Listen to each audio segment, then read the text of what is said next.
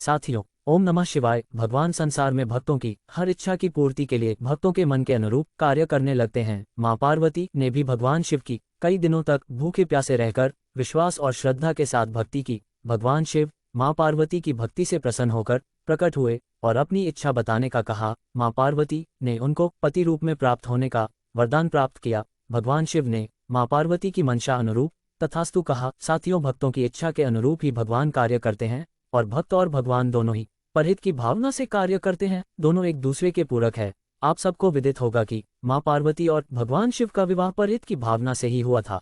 हम जैसे स्वार्थपरक सांसारिक उद्देश्यों की पूर्ति के लिए नहीं, उन्होंने संसार के हित के लिए विवाह किया। उस समय धरा पर तारकासुर दानव का भयंकर अत्याचार चारों तरफ चरम पर था।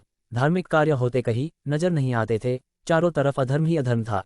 ऐसी स्थिति में धर्म की स्थापना के लिए भगवान शिव परहित की भावना से मां पार्वती से विवाह किया और कार्तिकेय जी को पुत्र रूप में प्राप्त कर उनके हाथों तारकासुर का वध करवाया और धरा पर धर्म की स्थापना की। साथियों, भगवान शिव और माता पार्वती ने परहित की भावना से वैवाहिक जीवन प्रारंभ किया था। हम भी उनसे प्रेरणा लेते हुए हम भी गृहस्थी बने, लेकिन परहित की भावना से, नेक सोच के साथ, पवित्र इरादे के साथ। तभी हमारा वैवाहिक जीवन सार्थक होगा और साथ ही साथ जीवन भी। भगवान ने धरा पर जो भी लीला की है, दुनिया में इंसान को सत्य के मार्ग पर चलाने की प्रेरणा के उद्देश्य से ही की है।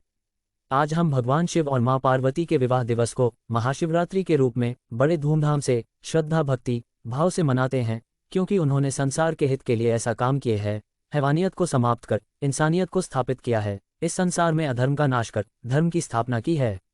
जो भी इंसान देवी देवता इस संसार में धर्म की स्थापना के लिए कार्य किया, उनको आज भी हम विश्वास व श्रद्धा पूर्वक याद करते हैं और उनकी जयंती मनाते हैं, वैवाहिक दिवस मनाते हैं, पुण्यतिथि पर श्रद्धांजलि अर्पित करते हैं। साथियों, हम भगवान शिव मां पार्वती से प्रेरणा लेते हुए अपने गृहस्थी जीवन को परहित की भावना से प्रारंभ करें।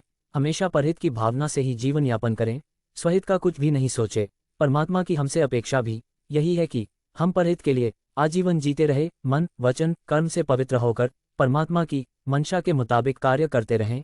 इसी में हमारी भलाई है। संसार में प्रेम, भाईचारा, सत्य, अहिंसा, धर्म स्थापित करें। चारों तरफ धर्म का बोलबाला हो, चारों दिशाओं में प्रेम ही प्रेम हो। कोई किसी से द्वेष ना रखें, कोई किसी से नफरत ना करें। सब ने आपसी समरसता, सद्भाव हो, भाईचारा है। यही तो करने के लिए परमात्मा ने हमें धरा पर भेजा है। परमपिता परमात्मा आदेश के मुताबिक जीवन यापन करते हुए अपना कल्याण करें और अपने नेक कार्यों से संसार का भी। भगवान शिव मां पार्वती के शुभ विवाह दिवस महाशिवरात्रि की सभी भक्तों श्रद्धालुओं को हार्दिक शुभकामनाएं। भगवान शिव और माता पार्वती आपके जीवन में वैभव सामर्थ्य प्रदान करें, जिससे आप परहित कर सकें। इन्हीं शुभकामनाओं के साथ ओम नमः शिवाय। साथियों,